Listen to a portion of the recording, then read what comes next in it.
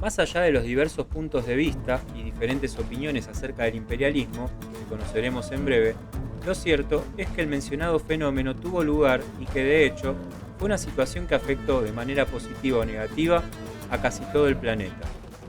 ¿Qué fue lo que motivó y posibilitó este nuevo avance de las potencias sobre el resto del mundo? Para comprender sus causas, debemos conocer el contexto en el cual se produjo este fenómeno, por lo que proponemos un breve recorrido entonces por el mundo de fines del siglo XIX. En primer lugar, este era un mundo en el que ya ninguna región quedaba por descubrir. Incluso los viajes de exploración se debían más a un deseo de gloria personal o de aventura que a un descubrimiento en sí mismo. Además, gracias al avance de los medios de transporte, los viajes, incluso los transcontinentales, se habían reducido a una cuestión de semanas. Por otra parte, el mundo de fines del siglo XIX era un espacio densamente poblado. Si bien la mayor densidad se encontraba, como siempre, en el continente asiático, el resto de las regiones del planeta no hacía más que crecer a un ritmo acelerado. Al mismo tiempo que se ampliaba demográficamente el mundo, estaba cada vez más unido en términos geográficos. ¿Por qué?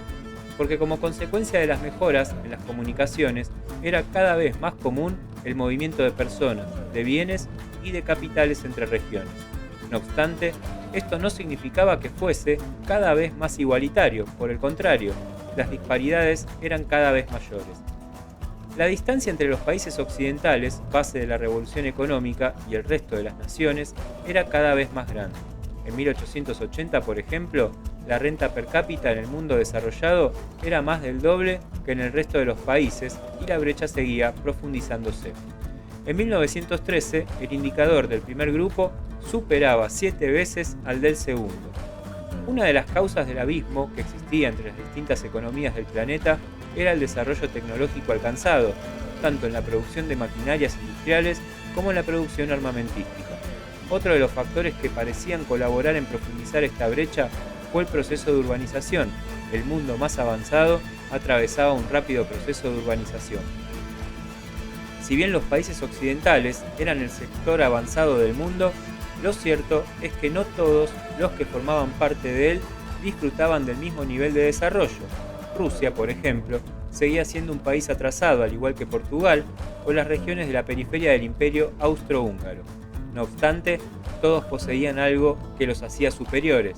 Si Rusia era un país atrasado, también era cierto, como veremos, que sus gobernantes se habían embarcado en un proyecto industrializador, siguiendo el modelo plenamente occidental. Del mismo modo, si en Portugal eran visibles algunos signos de atraso económico, no se puede negar que esta nación poseía un gran imperio colonial.